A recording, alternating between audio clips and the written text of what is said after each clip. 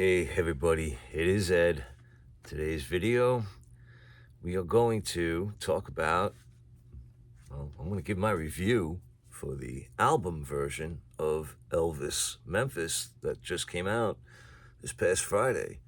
I'm recording this on Sunday morning, having lived with this for 2 days and been able to listen to it over a couple of times at least, a little bit more, but I wanted to give my first impressions and review, and I have to say, hold on to your hats. May not be what you expect. Maybe will be what you expect. I don't know. But there does seem to be some dissension out there regarding these releases. So I want to give my 2 cents. And yeah, so here we go. All right, so concept for Elvis Memphis was a collection of songs from the 5 CD set on 2 LPs. So of course, not as comprehensive as this, all right, but that's not the point. The point of this was mixed in a way that is supposed to represent Elvis in the studio with the band or whoever backup vocals that were ever present in the studio at that moment. And when the song was recorded, to hear it the way that Elvis would have heard it when he was recording it. So that's the concept of this. And for the most part, that end or goal is pretty well done, and it is done by Matt Ross Spang, okay, who also did, I should have pulled these other sets off, but I didn't, the Elvis in Memphis box set, and then the Back in Memphis box set, and then Nashville, Elvis in Nashville, and then Back in Nashville box sets, and then now we have Elvis Memphis, and yeah, so the Back in Nashville set, in my opinion, sounded amazing. I thought Matt Ross Spang did an amazing job at pulling, all of the overdubs and mixing it in a way that sounded amazing. And I was really happy with the sound quality on that one. And then Back in Memphis came out the following year, and I thought he did a good job as far as the mixing, but I really wasn't keen on the sound quality of it. And I just feel that Elvis in Nashville was, for me, the pinnacle of the sound quality of both the mixing, the mastering, just everything. Like when I sit in my sweet spot and listen to those CDs, and I close my eyes, like I can picture where everybody is. Elvis is over here, the drums are over here, the guitar's over here, the bass is over, and it's just, it's spatial. It's amazing. I didn't get that with this.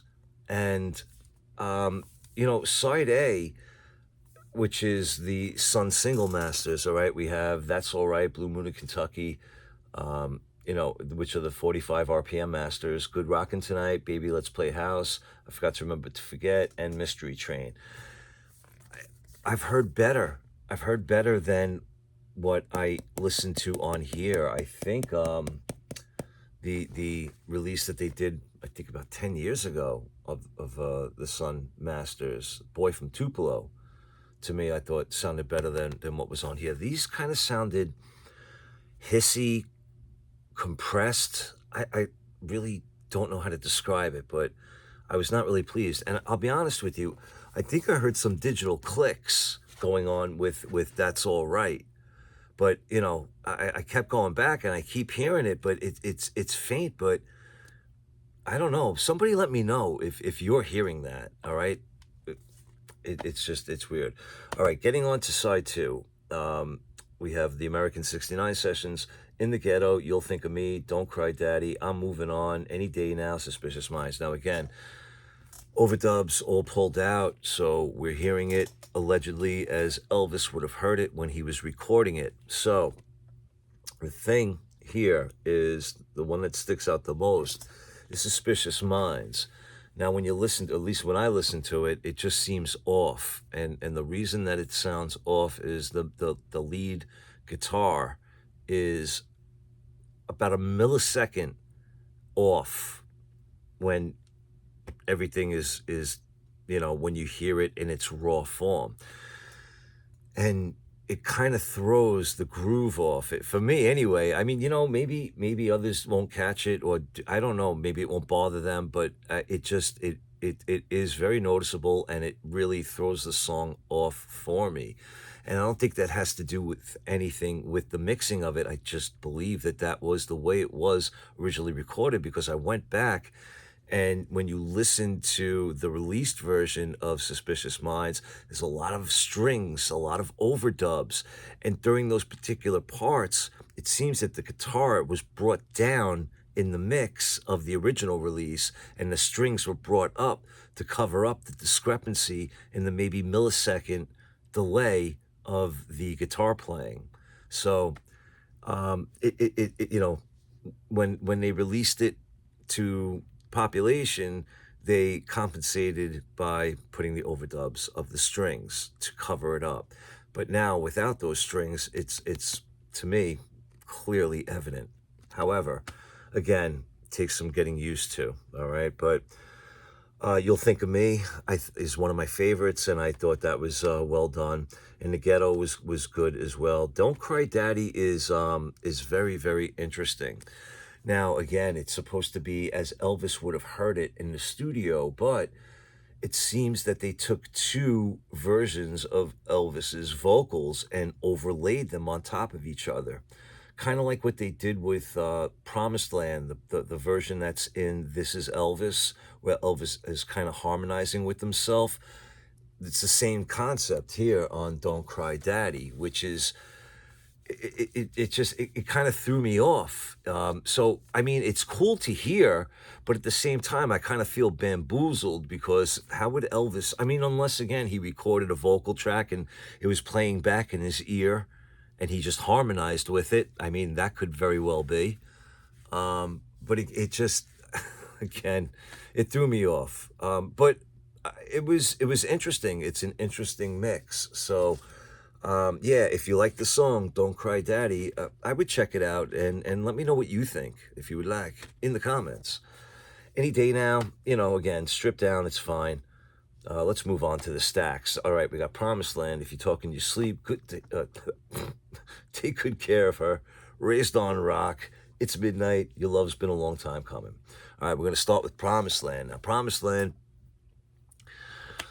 the only thing I can say is I just think of circus organ, because for some reason the organ part is pushed way up in the mix, and it really stands out.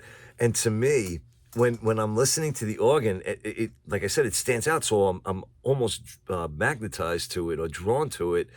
And in my head right now, I can hear it. It's like do do do do do do do do, and it's so repetitive, and it makes you realize how repetitive the song actually is.